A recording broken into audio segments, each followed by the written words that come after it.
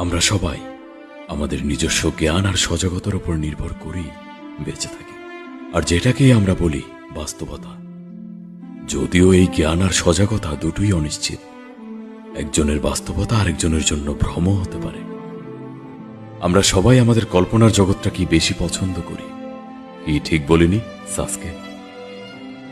যেমনটা তুমি ভাবতে যে আমি তোমার অনেক আদরের বড় ভাই, যে কিনা তোমাকে অনেক ভালোবাসে, আর যেমনি ভাবে তোমরা সবাই ভেবে নিয়েছিলে যে মাদারা মারা গেছে, কিন্তু আসলে এটা ছিল অনেক বড় একটা মিথ্যা। যতক্ষণ পর্যন্ত তোমরা বাস্তবতার অনুধাবন করতে না পারো, ততক্ষণ পর্যন্ত তোমরা সবাই নিজেদের কল্পনার জগতেই বেঁচে থাকো। যদি তুমি এই বাস্তবতাকে জানতে চাও, তাহলে প্রথমে তোমাকে এই কল্পনার জগৎ থেকে বের হতে হবে। আর একটা কথা সবসময় মনে রাখবে, যে আমরা নিজেদের চোখের সামনে যা কিছুই দেখি তা যে সবসময় সত্য হবে এমনটা কিন্তু জরুরি না।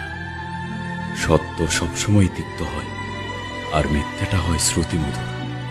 আর তাই এই কল্পনার জগতে না থেকে নিজের বাস্তবতাকে জানো আর সেটাতেই বাঁচো।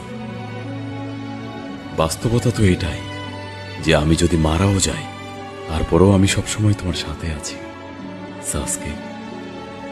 একজন বড় ভাই তার ছোট ভাইয়ের জন্য সবকিছুই করতে পারে।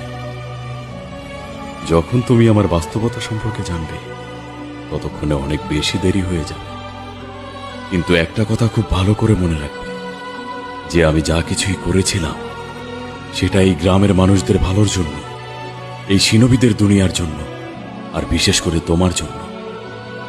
এই দুনিয়া আমাকে বিশ্বাসঘাতক, দেশদ্রোহী যেটাই বলুক না কেন, তাতে আমার কোনো আফসোস নেই। কারণ আমি তো সত্যটা জানি যে আমি যা কিছুই করেছিলাম সেটা শান্তি বজায় রাখার জন্য। আমি উচিয়া ক্ল্যানের সবাইকে হত্যা করলেও তোমাকে কেন বাঁচিয়ে রেখেছিলাম সেটা জানো? কারণ এক তুমিই ছিলে যে কিনা আমার মৃত্যুর কারণ হবে। আর আমারও এটা চাওয়া যে তোমার হাতেই আমার মৃত্যুটা হোক। সাসকে, তোমার বড় ভাই তোমাকে অনেকটা ভালোবাসে, এই কথাটা সবসময় খেয়াল রেখো। তোমার নিজেকে একজন ভালো নিনজা, সর্বোপরি একজন ভালো মানুষ হিসেবে গড়ে তুলতে হবে। এই হিডেন লিভ ভিলেজের রক্ষা করতে হবে। এখন সময় হয়েছে আমার বিদায় নেওয়ার। সবসময় নিজের আর বাকিদের খেয়াল রেখো সাসকে।